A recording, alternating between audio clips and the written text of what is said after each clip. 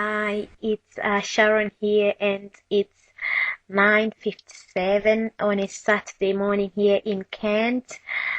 First of all, it's really a good thing I split this video up into multiple parts because as I was doing it, it kind of blew up on me. The video blew up on me 3 times. But just a quick note to say, I've gone through all your emails and they've answered some of the questions you have been asking. And this first one really, it comes from a lady, and she says, my husband and I have been trying to conceive for 7 years now with no success. Before we got married, he had a baby with another woman, and that makes us think that I'm the one who is having problems. But I've also heard that even though he already has a baby, it can still be him as well. And we haven't searched for medical treatment or even seen a doctor because we don't have health insurance, and I've heard treatments are really expensive and we can't afford it. There are kind of 3 aspects to this question, and this when I get such emails, I kind of, it makes me sad in a way, but in a way I kind of feel like you still must take control. There's still things that can be done. It's never too late. 7 years seems like a long time. Yes, it is a long time trying for a baby when some people can get babies in a day.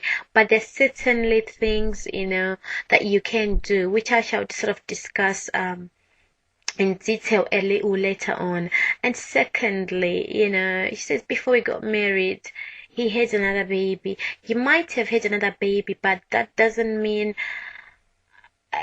he's the one who is okay, if you know what I mean. I don't want to use the word infertility because infertility kind of seems like a dreadful illness. I prefer calling it a fertility challenge. So in this case, the husband might be the one, with the fertility, having the fertility challenge problems.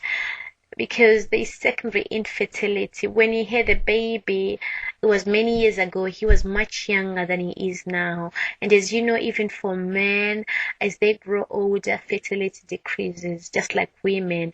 Of course, with men, they will continue to produce the sperm, but after 35 years, the quality of their sperm decreases. So you can't just blame yourself. And the other thing I have to say is don't feel guilty. Don't do the blame game and feel you are the one responsible, because you are totally not responsible. You are complete and you are whole as you are. And the last part is about medical treatment. IVF and things like that, they cost money. Even the basic tests, they cost money. I've been lucky to travel around the world, and in the United States, it's treatment costs a fortune, and this is sadly one of the situations where she basically can't afford it. But there's one thing I need to stress out here, that it's not really medical treatment can only tell you what's wrong with you, and in many cases it isn't a miracle to having a baby. Yes, you do have some babies, but for example, look at IVF. Chances of success are somewhere in the region of 30%, and it obviously decreases with age. So my advice here is you still have to do the basic things you need to do. It doesn't matter even if it feels like it's been 7 years. Just do the things you can do that are within your control. Just remember you still have control, and there are those little things that can certainly make a difference. And this one, I just loved this one. We are both only 23, and have been trying for over 2 years. We have tried things that I usually tested, such as healthy diets and not smoking or drinking, but we have had no success still as yet. What I just love about this is, it's just exactly something I went through, and I was only 24 as well, when we went through our different challenges, and it took us more than 2 years to conceive. So I just kind of when I get emails from young people, I get really passionate about it. But the thing is, 2 years might sound a long time, but it really isn't. It really, really isn't. So believe me, there's some things you can still do, and you still have control, and you just keep on trying.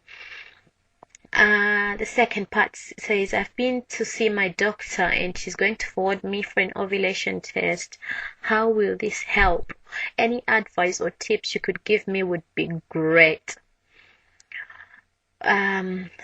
Ovulation test, there's several things with ovulation test. You can use like ovulation kits that you can buy on the internet, or you can buy, in drugstore, Boots, or places like that.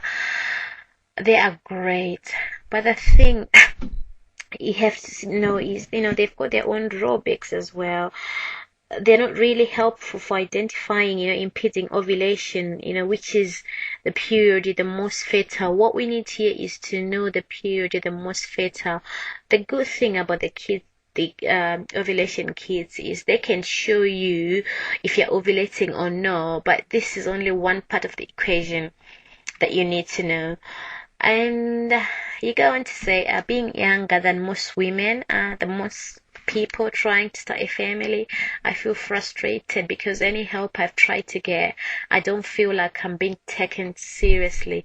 They're always saying, well, you're still young and you've got nothing to worry about. But to me, it is worrying.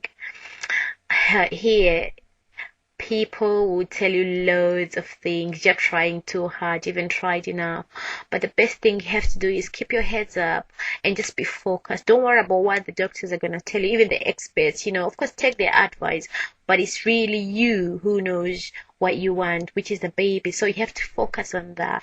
So people might tell you different, things, different advice, especially when you're young. You get advice from all four directions, but just remember it's about you. So focus on what you want to worry. Sorry, not what you want to worry. Focus on what you want, and don't worry about all the other stuff and about all the other things that you get told by people. The one question I would ask would be about ovulation and how can you know when you're ovulating. Like I said, one thing is just using the ovulation kits, but like I said, they've got their own limitations. The best thing is to really know your body cues. I cannot explain how important it is to really know your body, because when you're just before ovulation, your cervical mucus, it changes. So you really need to know your body. You really need to know the cervical mucus. It's not that hard. When you start it might be a bit of hit and miss, but the second month you kind of start to notice the difference. As you can see, I've got this diagram here that I've put together, put together for a typical 30-day cycle.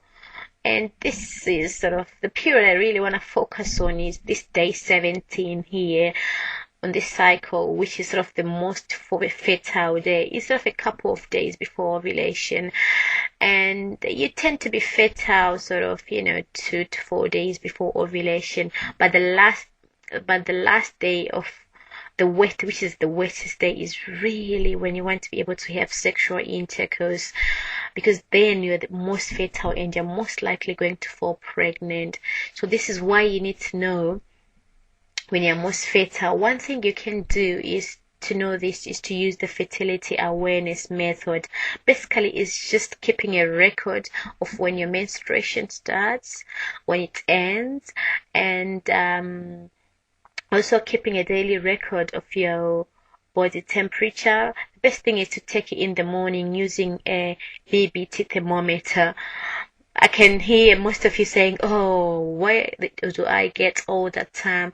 To be honest, it only takes 5 minutes. The first thing you do before you get out of bed, just take, your temperature, put it down. It kind of helps you to really know what's happening to your body, because I can't emphasize how important it is to know your body